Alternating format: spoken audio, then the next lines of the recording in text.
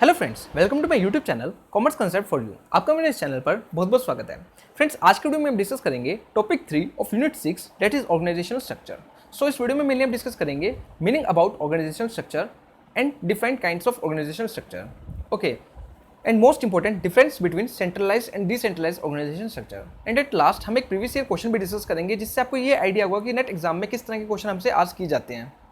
Okay, so friends, अगर अभी तक आपने फर्स्ट 4 यूनिट्स नहीं करी हैं तो वो भी कर लीजिएगा। वो मैंने अनअकैडमी प्लेटफॉर्म पर डाल रखी हैं, लिंक मैं डिस्क्रिप्शन में प्रोवाइड कर दूंगा। ओके, सो टाइम को वेस्ट किए ना स्टार्ट करते हैं आज का टॉपिक। ओके, सबसे पहले बात करते हैं ऑर्गेनाइजेशनल स्ट्रक्चर है क्या। Okay, an organisational structure is a system that outlines how certain activities are directed in order to achieve the goal. देखो, ऑर्गेनाइजेशनल स्ट्रक्चर क्या है? एक तरह का सिस्टम है। स्ट्रक्चर क्या होता है? एक सिस्टम होता है कि किस तरह हमारी ऑर्गेनाइजेशन में कोई एक्टिविटीज परफॉर्म की जाएगी।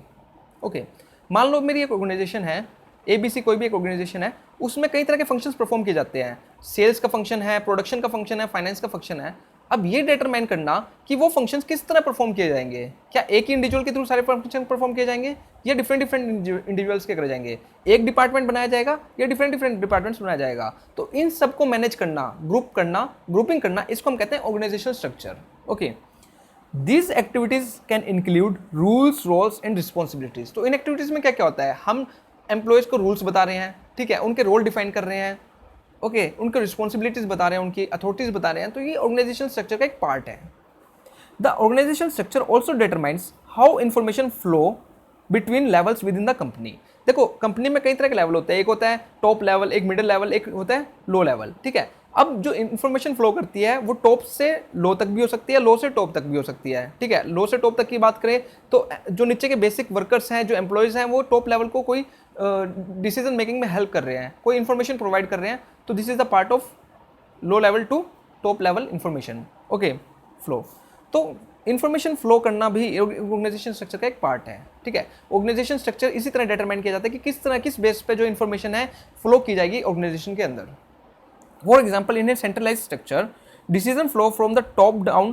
कि जो सेंट्रलाइज होता है कि जहाँ पर सिर्फ एक टॉप मैनेजमेंट के पास ही अथॉरिटी होती है, लो लेवल को कोई अथॉरिटी प्रोवाइड नहीं की जाती है। तो इस तरह के ऑर्गेनाइजेशन स्ट्रक्चर में जो इन्फॉर्मेशन फ्लो होती है वो टॉप से डाउन तक ही होती है। नीचे वालों को अधिकार नहीं होता कि आप अपने सुझाव दे सको, लेकिन सिर्फ ऊपर वालों को होता है कि वो अपनी जितने भी डिसीजन है वो नीचे वालों को सौंप सकते हैं। In decentralization decision making power is distributed among various level. और डिसेंट्रलाइजेशन में क्या इसका अपोजिट होता है कि उसमें ज़्यादा सारी पावर जो है नीचे डिस्ट्रीब्यूट कर दी जाती है। ओके, आई होप आपको इसका मीनिंग क्लियर हो गया होगा। चलिए, अब बात करते हैं centralise versus decentralise organisation structure. तो एक सेंट्रलाइज स्ट्रक्चर होता है, एक डिसेंट्रलाइज होता है। अभी क्या क्या होता है इनके बारे में डिस्कस करते हैं।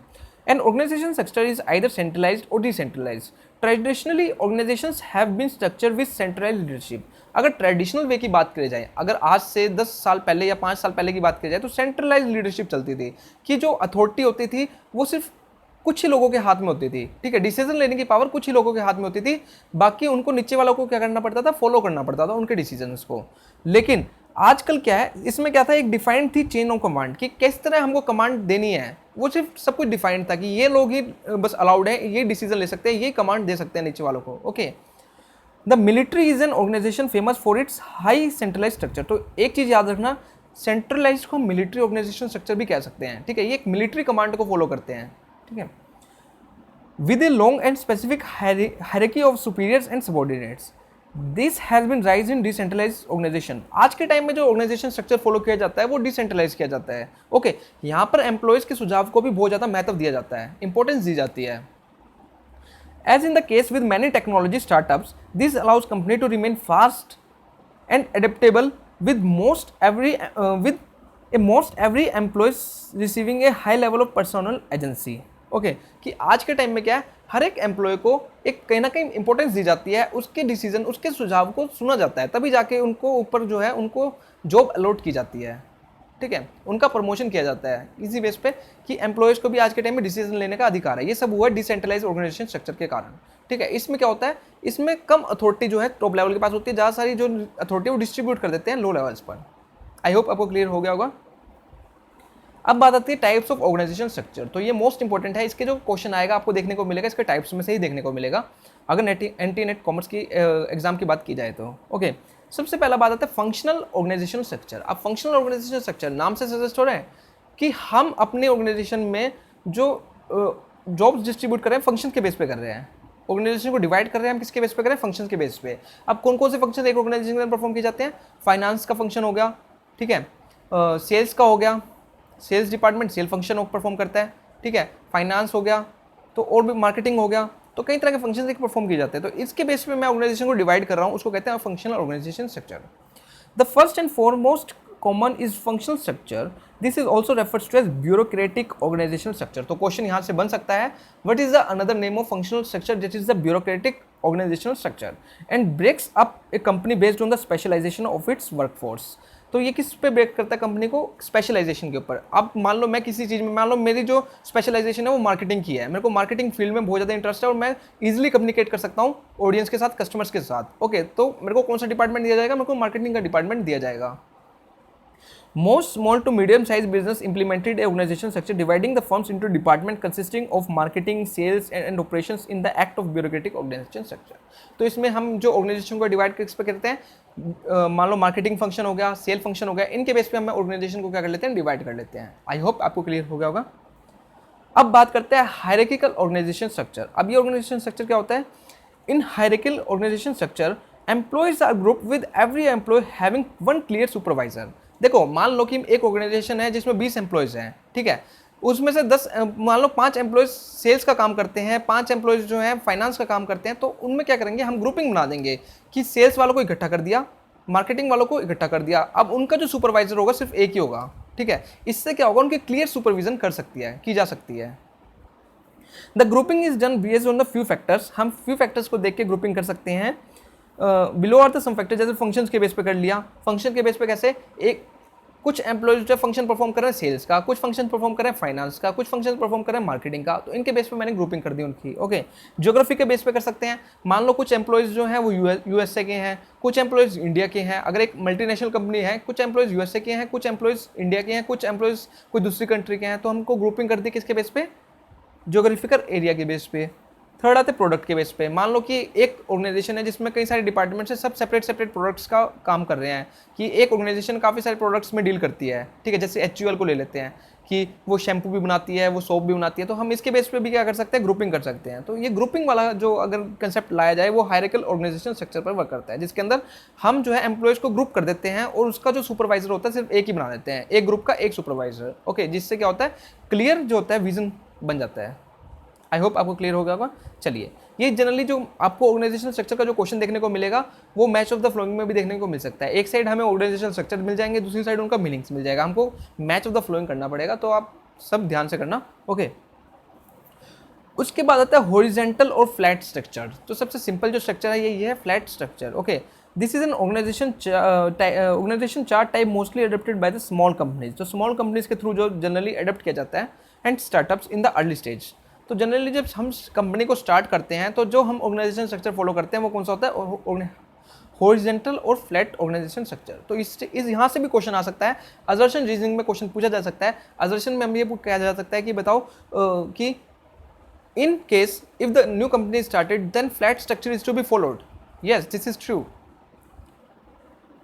It almost impossible to use this model for larger companies with many projects. The most important thing about this structure is that many level of middle managements are eliminated.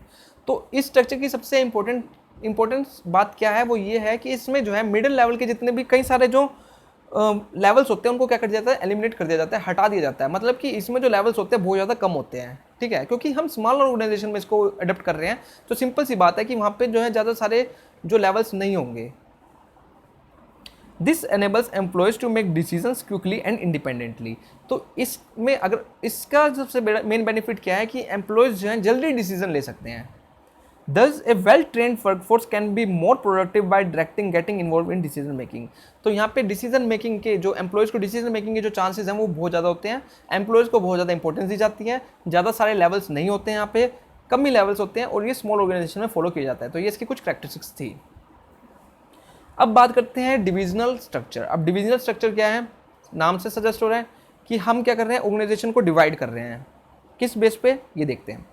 Within a divisional structure, every organization function has its own division which corresponding to either product or geographical। कि हम अपनी organisation को divide कर रहे हैं various division में, या तो हम प्रोडक्ट पर कर रहे हैं या जोग्राफिकल एरिया वाइज कर रहे हैं। Another form of divisional organisation chart structure is the multi divisional structure, it is also known as M form. तो क्वेश्चन निकल के आया डिविजनल स्ट्रक्चर को कि अनदर नेम क्या है, इसका एम फॉर्म भी कहते हैं।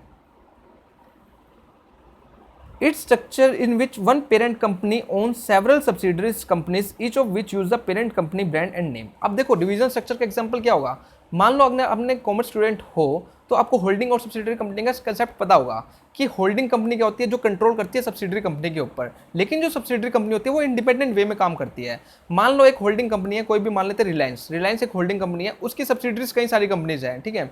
अब जो सब्सिडीज कंपनी है, एक कंपनी उन्होंने बना दी किसकी, रिटेलिंग की, ठीक है, जिसमें रिटेल जो वर्क किया जाता है, ओके।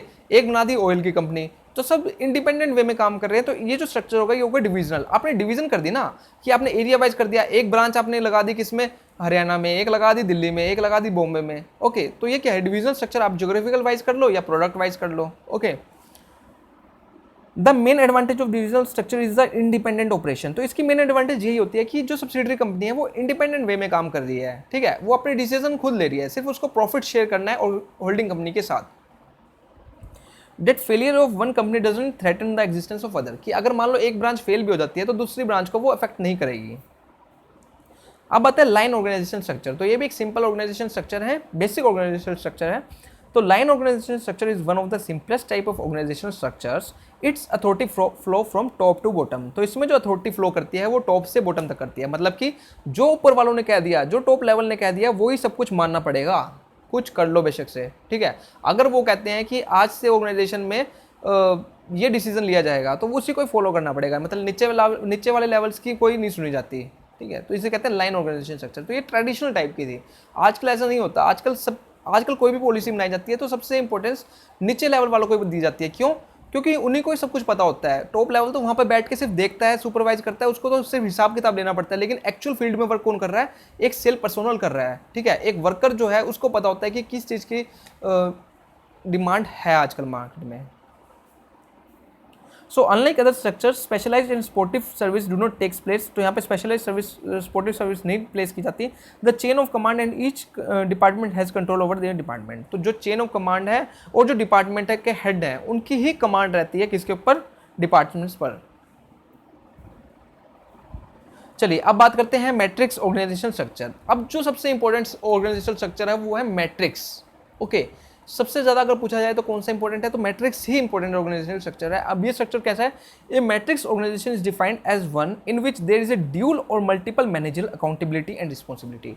देखो अभी तक हमने जितने भी ऑर्गेनाइजेशन स्ट्रक्चर पढ़े, किसी को हम फंक्शंस बेस पे डिवाइड कर रहे थे, किसी को हम प्रोडक्ट बेस पे डिवाइड कर रहे थे, किसी को हम ज्योग्राफिकल एरिया बेस पे डिवाइड कर रहे थे, लेकिन जो मैट्रिक्स ऑर्गेनाइजेशन स्ट्रक्चर है इसमें हम जो है अपने स्ट्रक्चर को दो बेसिस पर डिवाइड कर रहे हैं, ठीक है, दो बेसिस पर। एक तो हम फंक्शन पर और दूसरा कोई भी ले सकते हैं, चाहे प्रोडक्ट ले लो, चाहे आप क्या ले लो, ज्योग्राफिकल एरिया ले लो। फंक्शन तो फिक्स रहेगा, साथ में दूसरा कोई भी ले सकते हो। मतलब कि यहाँ पे जो एक सेल पर्सोनल है वो दो सुपरवाइजर के अंडर वर्क कर रहा है, ठीक है। एक वर्कर जो है वो दो सुपरवाइजर के अंडर वर्क कर रहा है, एक तो फंक्शन वाले के जो फंक्शनल हेड है उसके अंडर, एक जो ज्योग्राफिकल एरिया का हेड है उसके अंडर वर्क कर रहा है, okay. A matrix organization structure as one in which dual or multiple managerial accountability and responsibility. However, the term matrix means quite different things to different people and different industries. In a matrix there are usually two chain of command. सबसे important चीज़ ये आती है कि यहाँ पे two chain of command है, मतलब कि एक पर्सनल दो जनों के थ्रू उसको क्या कहते हैं, सुपरवाइज किया जा रहा है। यहाँ पे कमांड जो दो जगह से मिलेगी, एक सेल पर्सनल को जो कमांड है, जो नीचे लो लेवल के वर्कर्स को जो कमांड मिलेगी वो दो जगह से मिलेगी, दो फंक्शनल हेड से मिलेगी, ओके। एक फंक्शनल के जो फंक्शनल ऑर्गेनाइजेशन का हेड है, एक जो किस चीज़ का, अदर एरिया का, चाहे प्रोडक्ट का मान लो चाहे ज्योग्राफिकल एरिया का मान लो। One along functional line and the other along product or client lines. Other channel of command such as geographical location are also possible. तो इसमें एक तो फंक्शनल आपकी फिक्स रहेगी, तो ये भी यहाँ से भी क्वेश्चन निकल के आ सकता है। एक तो फंक्शनल फिक्स रहेगी और दूसरी कोई सी भी हो सकती है, चाहे आप मान लो प्रोडक्ट को, चाहे आप मान लो किसको, area wise, geographical area wise, okay, चाहे आप प्रोजेक्ट वाइज मान लो। तो ये तो थे सारे के सारे ऑर्गेनाइजेशनल स्ट्रक्चर।